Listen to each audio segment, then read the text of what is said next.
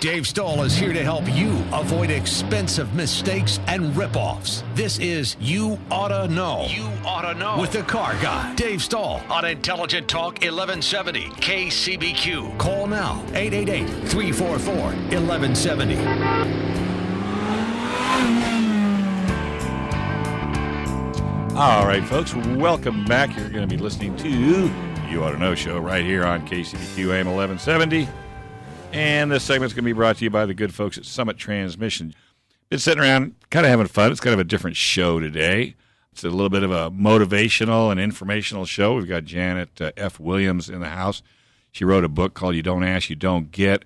I was going to start the show off with tell all your 12-year-olds to get out of the house while this show's on, because if they learn this, and they'll take everything you got. No, I'm only kidding. But they may ask other people so that they don't ask their parents, which is a good thing. Well, it doesn't hurt to ask. I mean, I can think of a kid, like say loses his homework or what have you.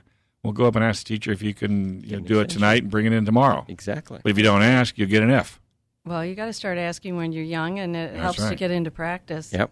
In fact, when kids start out, they teach them the 5 W's, which is who, what, where, when, why. That's right. That's what people need to apply to their asking situations. But we forget.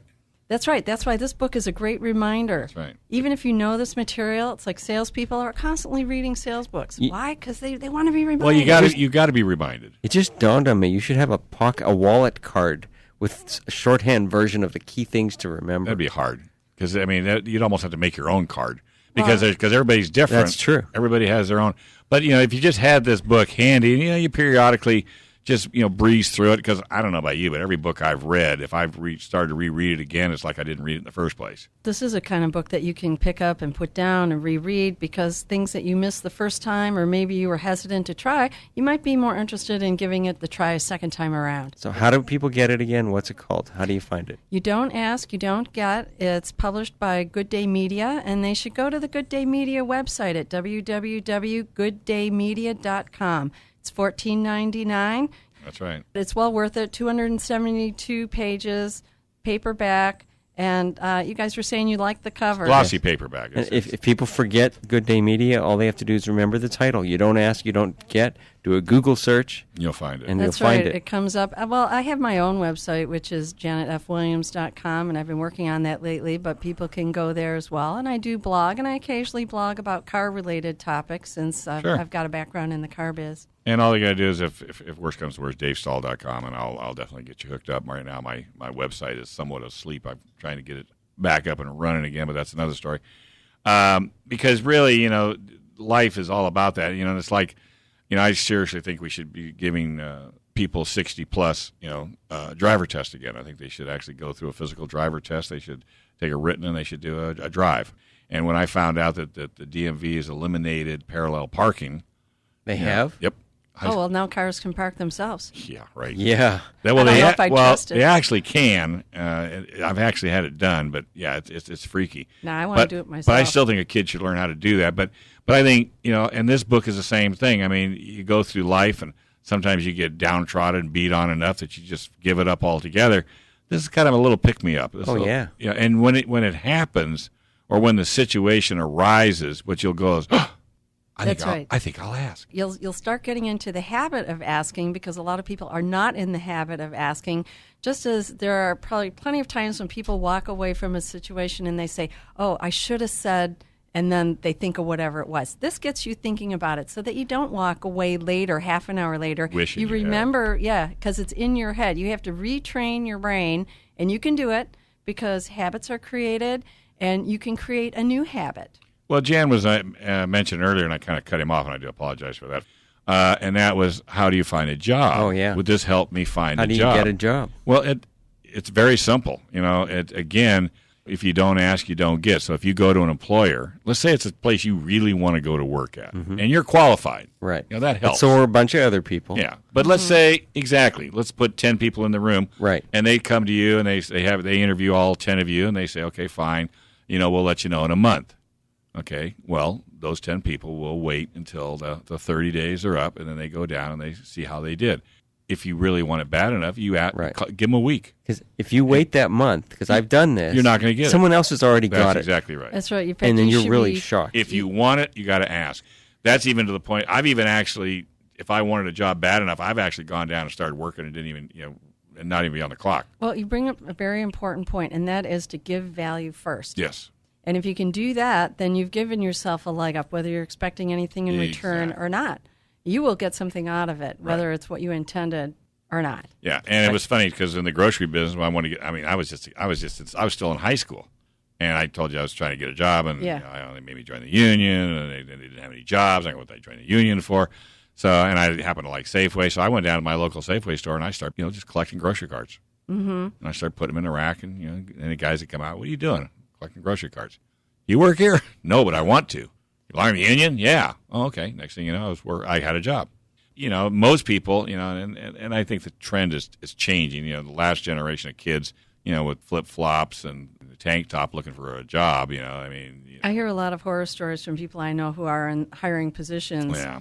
And first of all, it starts with the resume. You should do what's required of you as far as if they tell you we want a cover letter, give them a cover letter. Right. If they ask you to fill out this informational sheet, fill it out. Otherwise, completely. They're looking for a reason to toss out your stuff. That's right. And don't BS them. Tell the truth. And you want to ask for the sale in the cover letter. Right. You say, I would like to set up an interview. May I please have an interview? Mm-hmm. And you might even suggest some times. Yeah. It helps to be proactive and put yourself out there. But you also got to be truthful to yourself, too. If you're going to put yourself out there, you got to stand tall. Don't sit there and say, I can weld. Not a problem. I've been welding for 10 years, and you get there and you can't weld. Be truthful to yourself first. I try to explain this to people that get jobs. I go, I don't care what the job is, but it's the only job you have right now, so do the best you can do. And if you want to change somewhere down the road, don't stop working. Just work on changing jobs, but keep that good work habit up, because that's what follows you. That's when you get to the end of the road, or you get 20 years down the road and you've had 32 jobs in 20 years. Your chance of getting jobs later on is going to be really tough because you've set yourself a track record. So again, you don't ask, you don't get. Well, I feel like every day is a new day. Oh, absolutely. We have the capability to reinvent ourselves and be a better person. And those new habits don't just start by themselves. You have to take that first step. And then you got to carry through with it. Like I'm thinking about, I talked to you guys, I was over at the Wings Over Gillespie, which is going on today and tomorrow. It's a little plug for them. And I seen all the excitement, all the planes, and then I seen a lot of the older folks that are involved in this industry where there weren't a lot of young kids. So that tells me that this industry could very easily die on the vine if the younger generation doesn't pick up the ball and run with it. Mm-hmm. How are they going to find out about it? Let's do a radio show. So, again, if I didn't ask, I probably wouldn't get. I've gotten some very, very positive reactions to my request to the point where there's a good chance that this may happen. This is 2010, and I haven't heard of an aviation radio show in San Diego ever. So if you think it's too late or it's not going to work, they're not going to shoot you for asking. I presented it to them in a different way. I go, I started telling them what they could get from a radio show. Mm-hmm, that's right. It's the WIFM. What's in it for me? But again, what's in it for them? What's in it for all those kids who might be interested in this if they only knew about it? Oh, yeah. Sell the sizzle, not the steak. Right. Get the people excited about it, but make sure that when they do finally get that steak, it tastes good. And it's exactly what you told them it was going to be. And usually, if you can get people to come out and have fun, and it's not really that difficult to do. But again, this is a great tune-up book, I would call it. Just to periodically breeze through it. Or especially if your days are not going the way you want it to. Just pop it out and. You'll have it bookmarked and dog-eared and what have you on all the different areas that you happen to like the most. Well, there's a lot of humor in the book. There's a lot of personal stories. These are real stories from real people telling about their you don't ask, you don't get experience. Now, some of those stories were not success stories, but you can learn from those just as much as you can for the folks who did get what they want. It's not about being needy or greedy. You might want something for somebody else's benefit. What if you get pulled over for speeding? And? You could very easily ask, oh, man, come on, man, don't give me a ticket. Jeez, are you going to really give me a ticket? Oh, my gosh, if I get a ticket, my dad's going to kill me. All right, I'll give you a warning, but don't do it next time. Okay, thanks, officer. I really appreciate it. Well, yeah, you could ask. You don't ask. There are examples everywhere you look. I hate to tell you how many times I've gotten out of a ticket. That's right. So this book is for every part of your life. You can apply the principles. Hey, we got a phone call, and we got a break all right here at the same time. We're going to take a small break. You folks are listening to the You Ought to Know show. This is our last segment. Hopefully you enjoyed it. We'll tell you more on how to get You Don't Ask, You Don't Get by Janet F. Williams when we come back from a break right here on KCBQ AM 1170. This is Intelligent Talk Radio. I stole a kiss at the turn of a mile. My curiosity running wild. Cruising and playing the radio.